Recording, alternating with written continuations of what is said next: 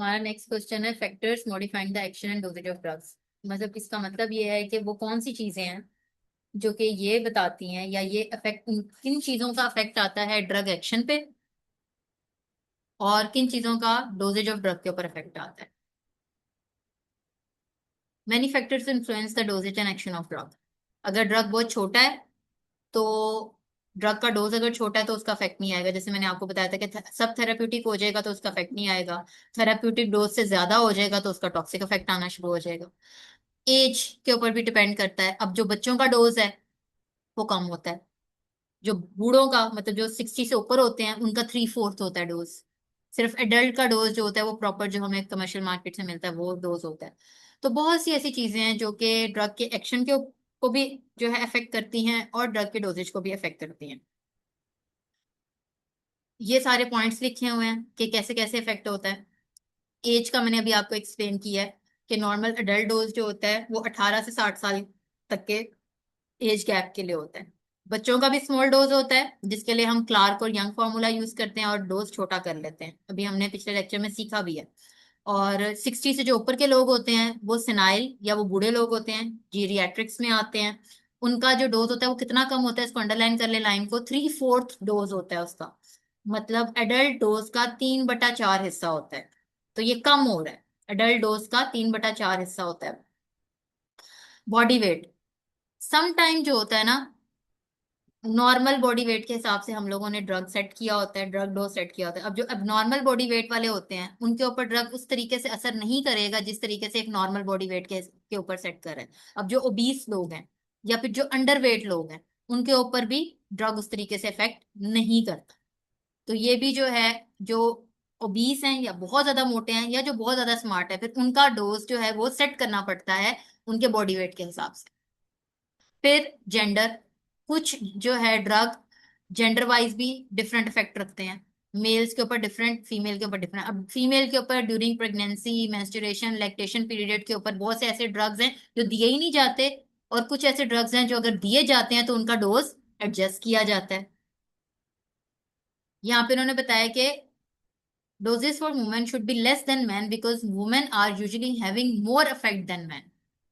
कि जो औरतों का डोज है वो मर्दों से थोड़ा सा क्या होना चाहिए, कम होना चाहिए, क्योंकि उनको पहले ही कम जो है डोज के ज्यादा इफेक्ट आ रहे होते हैं। तो उनका डोज अगर कम भी कर देंगे तो उनके थेरेप्यूटिक एफिकेसी सेम होगी। ये अंडरलाइन करें, लाइन इंपॉर्टेंट है।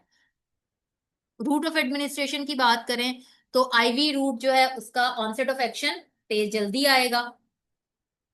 और presence of, sorry, route of administration की देखें तो आईवी का रूट जो ऑनसेट ऑफ एक्शन जल्दी आएगा। और अगर ऐसा ड्रग जो है जिसका हम लोगों ने स्लो ऑनसेट ऑफ एक्शन कराना है तो उसको भी है हम लोग आईवी देंगे या किसी और रूट से देंगे, बताएं। हाँ बताओ। स्लो ऑनसेट कराना है, स्लो ऑनसेट कराना है लेकिन पेरेंट्रल के थ्रू देना है। स्लो ऑनसेट कराना है लेकिन देना पेरेंट्रल के थ्रू है। आईवी क्यों देंगे, आईवी तो बोलस है, वो तो direct IM. Yes. Oral dose जो होता है उसका आपका ऑनसेट ऑफ एक्शन पेरेंट्रल से कम है, लेकिन उसमें जो है आपका डोज कम जा रहा है, डोज कंप्लीट नहीं पहुंच रहा। उसमें फर्स्ट पास इफेक्ट आता है। फर्स्ट पास इफेक्ट की वजह से हम लोगों ने रूट ऑफ एडमिनिस्ट्रेशन में फर्स्ट पास इफेक्ट पढ़ा था कि आप ऑरल डोज लेते तो पूरा हो लेकिन जब तक वो ब्लड में पहुंचता है वो कम हो चुका होता है due to first pass effect. तो ओरल डोज जो है वो हमेशा जो है आपके आईवी डोज से ज्यादा होता है due to first pass effect. इसी तरीके से जो आपके आईएम और सबकुटेनियस होते हैं वो आपके आईवी से ज्यादा होते हैं क्योंकि उसमें ड्यूरेशन ऑफ एक्शन ज्यादा है। आहिस्ता आहिस्ता ब्लड कैपिलरीज के अंदर ड्रग एब्जॉर्ब होता है और आपकी सर्कुलेशन में जाता है। तो उसने एक थेरेप्यूटिक जो है विंडो में जाके थेरेप्यूटिक इफेक्ट कॉज करना है। तो आईवी ने तो एकदम ही सारा चले जाना है ना, तो वो एकदम से जाएगा। वो हमेशा डोज कम होता है एज कम्पेयर टू आईएम और सबकुटेनियस, उसने ज्यादा देर के लिए जाना होता है। अब आप देखो, आपने एक टाइम पे आईवी इंजेक्शन दे दिया, आईवी इंजेक्शन ने उसी टाइम पे असर दिखा दिया। आईवी इंजेक्शन आपने दिया 12 मिलीग्राम का। आपने आईएम लगाया, आईएम ज्यादा देर के लिए रहता है। आईएम आपने लगाया, उसका असर था 6 घंटे के लिए, आईवी का असर था 3 घंटे का। एग्जाम्पल दे रहे हैं, आईवी का असर था 3 घंटे का, आईएम का असर है 6 घंटे का। आईएम का डोज आपका ज्यादा है आईवी से। आईवी आपने 12 mg दिया था, आईएम आपका जो है 30 mg का है। आप आईएम ज्यादा दे रहे हो। क्यों? क्योंकि उसका ड्यूरेशन ऑफ एक्शन ज्यादा होता है एज कंपेयर टू आईवी। क्यों? दोनों इंजेक्शन से दे रहे हो, उसका क्यों ड्यूरेशन ऑफ एक्शन ज्यादा हो गया? वो भी आप ब्लड में लगा रहे हो, वो भी लोगों को तो यही लगेगा ना, वो भी इंजेक्शन लगा है, वो भी ब्लड में लगा है, वो भी इंजेक्शन लगा है, वो भी ब्लड में लगा है। इतनी तो किसी में नहीं है कि वो मसल में लगा है, मसल से आहिस्ता आहिस्ता ब्लड में जाएगा, आहिस्ता आहिस्ता जाएगा। ड्यूरेशन ऑफ एक्शन बढ़ गया है, ड्यूरेशन ऑफ एक्शन बढ़ गया है, तो फिर डोज भी ज्यादा देना पड़ेगा। IM direct, IV direct blood में जा रहा है, डायरेक्ट ब्लड में जा रहा है, डोज भी कम देना पड़ रहा है, और duration of action, onset of action जल्दी आएगा, उसी टाइम पे असर शुरू हो जाएगा। लेकिन ड्यूरेशन जितनी है उतनी है, ज्यादा बढ़ा नहीं सकते आप।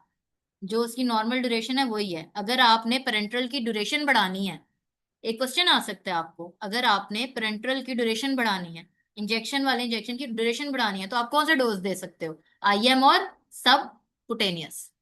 सबकुटेनियस क्या होता है? सबकुटेनियस किधर लगाते हैं? सबकुटेनियस का एंगल क्या है? कल का लेक्चर में पढ़ा था। 45। शाबाश। Time of administration, time of administration बड़ा इफेक्ट करता है कि आपके ड्रग का इफेक्ट कैसा आएगा। डॉक्टर ने आपको कहा है विद फूड लेनी है आपने मेडिसिन, आप विद फूड नहीं ले रहे हो, नहीं दिल कर रहा, भूख ही नहीं लग रही, मैं बस खा रही हूँ, दवाई खाने लगी हूँ। दवाई जरूरी है ना, खाना जरूरी नहीं। डॉक्टर ने अगर कहा है विद फूड लेनी है, तो उसको आपकी गजा से इतनी नहीं है, हाँ गजा भी जरूरी है, लेकिन जो आपकी मेडिसिन है ना, उसने विद फूड अच्छी एब्जॉर्प्शन देनी है, आपकी फूड के साथ उसकी एब्जॉर्प्शन अच्छी होनी है। डॉक्टर ने कहा ये दवाई आपने रात में लेनी है, तो कोई वजह है। तो time of administration is very important, कि आपको थेराप्यूटिक इफेक्ट आएगा, कितना आएगा, ऑप्टिमम थेराप्यूटिक इफेक्ट आएगा या नहीं आएगा।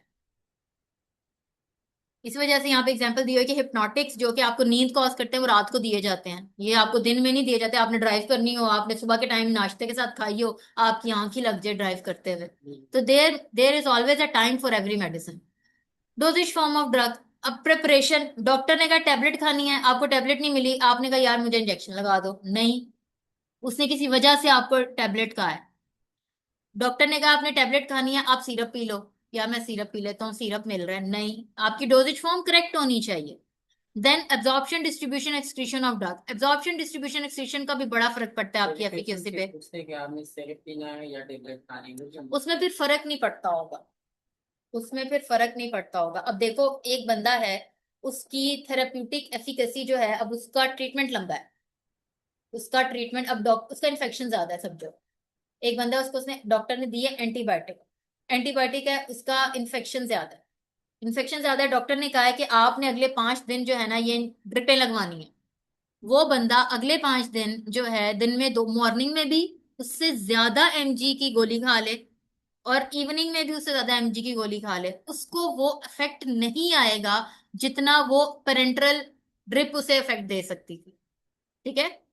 तो जो है, कंसंट्रेशन, ब्लड की कंसंट्रेशन उस लेवल पे डॉक्टर लेके जाना चाह रहा है, इंक्रीज करना चाह रहा है, लोडिंग डोज इंक्रीज करना चाह रहा है, वो लोडिंग डोज इंक्रीज करना चाह रहा है। फिर समटाइम ये होता है, वो कहता है 3 दिन आपने आईवी लगाना है, उसके बाद 5 दिन तक आपने ओरल खानी है, ये भी एक ट्रीटमेंट होता है। लोडिंग डोज उसने लगाया, उसके बाद उसने मेंटेनेंस डोज एक लेवल तक लेके गया ब्लड में कंसंट्रेशन, फिर मेंटेनेंस डोज उसने मेंटेन कर दी। तो ये जो इफेक्ट है ना, कि ओरल भी दे देते हैं और आईवी भी दे देते हैं, ये इस वजह से है कि वो पहले लोडिंग डोज सेट करते हैं, उसके बाद मेंटेनेंस, फिर समटाइम पूछते हैं। ब्लड प्रेशर के लिए पहले आपके प्रोटीन देते हैं, उसको काम करते हैं। वो तो मैंने आपको पहले बताया था ना, कि ब्लड प्रेशर के लिए पहले लोडिंग डोज देते हैं, जैसे बाद, हाँ, कोई भी ब्लड प्रेशर के लिए पहले लोडिंग डोज देके बाद में उसको, और कुछ ऐसी मेडिसिन होती है जिनमें टाइट्रेशन डोज दिया जाता है, पहले उनको कम डोज देते हैं, बाद में बढ़ा देते हैं, उसको कहते हैं टाइट्रेशन डोजेस। इंसुलिन में पहले टाइट्रेशन डोजेस दिए जाते हैं, उनको टाइट्रेशन डोजेस दिए जाते हैं कि बॉडी को नॉर्मलाइज किया जाता है। इनकी एलर्जी का भी ऐसा है। अब्जॉर्प्शन डिस्ट्रीब्यूशन एक्सक्रीशन में ड्रग्स जो जल्दी अब्जॉर्ब हो जाती हैं, और वही and excreted quickly, can not maintain effective concentration of therapeutic effects. ऐसी ड्रग जो जल्दी अब्जॉर्ब हो रही है और जल्दी बाहर निकल रही है, उसका ड्यूरेशन ऑफ एक्शन कम है, उसका ड्यूरेशन ऑफ एक्शन। अब देखो, अब्जॉर्ब भी जल्दी होगी, निकल भी जल्दी गई, निकल जल्दी गई है, इसका मतलब थोड़ी देर के लिए बॉडी में स्टे कर रही है, थोड़ी देर के लिए बॉडी में स्टे कर रही है, इसका क्या मतलब है कि उसका ड्यूरेशन ऑफ एक्शन कम है।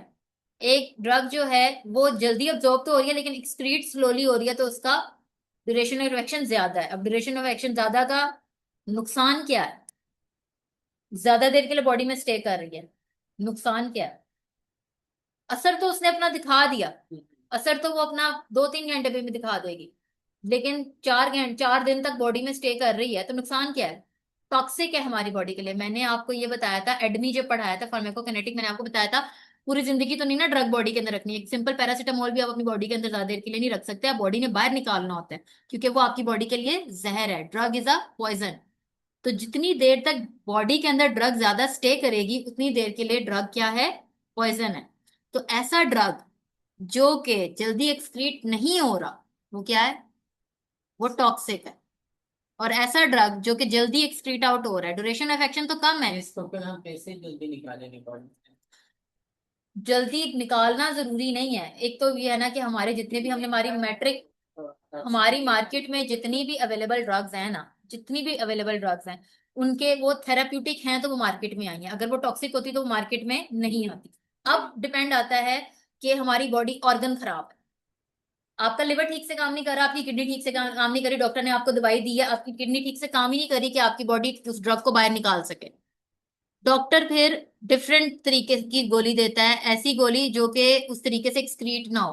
किडनी खराब है तो वो ऐसी गोली देगा जो कि लिवर से एक्सक्रीट हो। लिवर खराब है तो डॉक्टर ऐसी मेडिसिन देगा जो कि किडनी से एक्सक्रीट हो। दोनों ही खराब हैं तो फिर वो डायलिसिस कराएगा आपका, टॉक्सिन्स निकालने के लिए। दोनों ही खराब हो गए कि वो ड्रग ही नहीं निकाल पा रही। फिर आपके टेस्ट होते हैं, आपका बार बार BUN चेक किया जाता है कि आपकी बॉडी के अंदर कितना जो है किडनी ठीक से काम कर रही है कि नहीं, आपके सीरम के अंदर कितना टॉक्सिन इकट्ठा हो गया, उस हिसाब से फिर आपका डायलिसिस होता है। तो ये चीज आ जाती है। पैथोलॉजिकल कंडीशन, अब ये चीज है ये कि स्पाइरोमाइड इसलिए देते हैं, स्पाइरोमाइड। नहीं, वो तो आपका वो है ना, डायरेटिक वगैरह में आ जाता है। पैथोलॉजिकल कंडीशन जो भी मैंने आपको बात की ना, ये है कि पैथोलॉजिकल कंडीशन के अंदर आपका ड्रग का डोज बदल जाता है। आपकी लिवर और किडनी खराब है, आपका ड्रग का डोज अफेक्ट हो जाएगा। आप आपका लिवर खराब है, आपका ड्रग का डोज हम डॉक्टर बदल देगा। आपकी किडनी खराब है, आपका ड्रग का डोज डॉक्टर बदल देगा। तो प्रॉपर फंक्शन, खराब है। फिर भी बदलेगा ना, ऑब्वियसली कॉमन सेंस की बात है कि लिवर और kidneys are not functioning properly, the dose should be decrease to avoid toxic effects. Dose automatically कम कर दिया जाता है। टॉलरेंस, टॉलरेंस का क्या मतलब है कि रिपीटेड एडमिनिस्ट्रेशन के ऊपर आपकी बॉडी इम्यून हो जाती है उस ड्रग के इफेक्ट पे। कभी आपने सुना नींद की गोली बार बार खाओ तो नींद असर आना बंद हो जाता है? तो उसे कहते हैं टॉलरेंस। कि रिपीटेड एडमिनिस्ट्रेशन के ऊपर, वर्ड गौर से सुनना है, रिपीटेड एडमिनिस्ट्रेशन के ऊपर बॉडी ने रिस्पॉन्स देना खत्म कर दिया। It is the unusual resistance to ordinary dose of the drug. फिर आप क्या करते हो? आप डोज इंक्रीज कर देते हो, फिर असर आना शुरू हो जाता है। एक गोली से असर आना बंद हो गया, एक हफ्ता गोली खाई आता रहा, 2 हफ्ते खाई आता रहा, महीना खाई आता रहा, दूसरे महीने डोज खत्म, एक गोली पे असर आना बंद हो गया। आप 2 गोलियां खाना शुरू कर दोगे, फिर आना शुरू हो गया असर। जैसे पहले 0.25 देते हैं, बाद में 0.5 देते हैं। वो तो थेराप्यूटिक इफेक्ट के लिए देते हैं ना। मैं आपको टॉलरेंस मोस्टली जो है ना दूसरी चीजों के लिए, मतलब ये ना उसमें भी आ जाती है, सेल्फ यूज में भी आ जाती है ज्यादा। अगर आप किसी मेडिसिनल इफेक्ट के लिए टॉलरेंस देख रहे हो ना, तो वो कंट्रोल्ड होती है। डॉक्टर जब दे रहा होता है ना, वो कंट्रोल्ड तरीके से दे रहा होता है। टॉलरेंस में जो है आपकी एक टॉलरेंस और एक रेजिस्टेंस बड़ा इंटर रिलेटेड है। रेजिस्टेंस में ये होता है कि आप एक मेडिसिन ले रहे हो, एक हद तक आप लेते रहते हो, एक टाइम पे आके उस मेडिसिन का असर खत्म हो जाता है। आपकी बॉडी उस दवाई को, एंटीबायोटिक के केस में, उस दवाई को असर ही नहीं करने देती। आपकी बॉडी को उसका ना तरीका पता चल जाता है, इसने आना है, इसने ये करना है, मार दाड़ करनी है मुझे ना, मेरा जरासीम मार देना है। तो बॉडी जो है ना उसके अगेंस्ट पहले ही ना कुछ कर लेती है। कभी आपने सुना है एक एंटीबायोटिक के अगेंस्ट रेजिस्टेंस आ गई, एंटीबायोटिक काम नहीं करेगी? यस, एंटीबायोटिक बंद कर देते, उसकी जगह पे दूसरा एंटीबायोटिक यस। तो यही चीज है, टॉलरेंस और रेजिस्टेंस के अंदर ना थोड़ा सा डिफरेंस है। टेस्ट करके उसमें दूसरा आ जाता है कि ये रेजिस्टेंट है, ये हम्म। स्टार्ट। कॉम्बिनेशन ऑफ ड्रग की बात करें तो जब हम एक या दो कॉम्बिनेशन ऑफ ड्रग की बात करते हैं, कुछ ड्रग्स होते हैं जो एक दूसरे के इफेक्ट को तेज कर देते हैं, कुछ ड्रग्स होते हैं एक दूसरे के इफेक्ट को कम कर देते हैं। अगर अगर 2-3 ड्रग्स एक दूसरे के इफेक्ट को ज्यादा कर देते हैं तो साइनर्जिज्म आ जाता है। और अगर एक दो ड्रग्स किसी के इफेक्ट को कम कर देते हैं तो एंटागनिज्म आ जाता है। तो इस केस में भी हमें डोज को एडजस्ट करना पड़ता है। अच्छा, ये जितने भी है ना, ये पूरा एक दफा क्वेश्चन आया हुआ है पेपर में, तो आपने इसको इसी तरीके से ना क्वेश्चन के हवाले से याद करना है। इसके जो ये अभी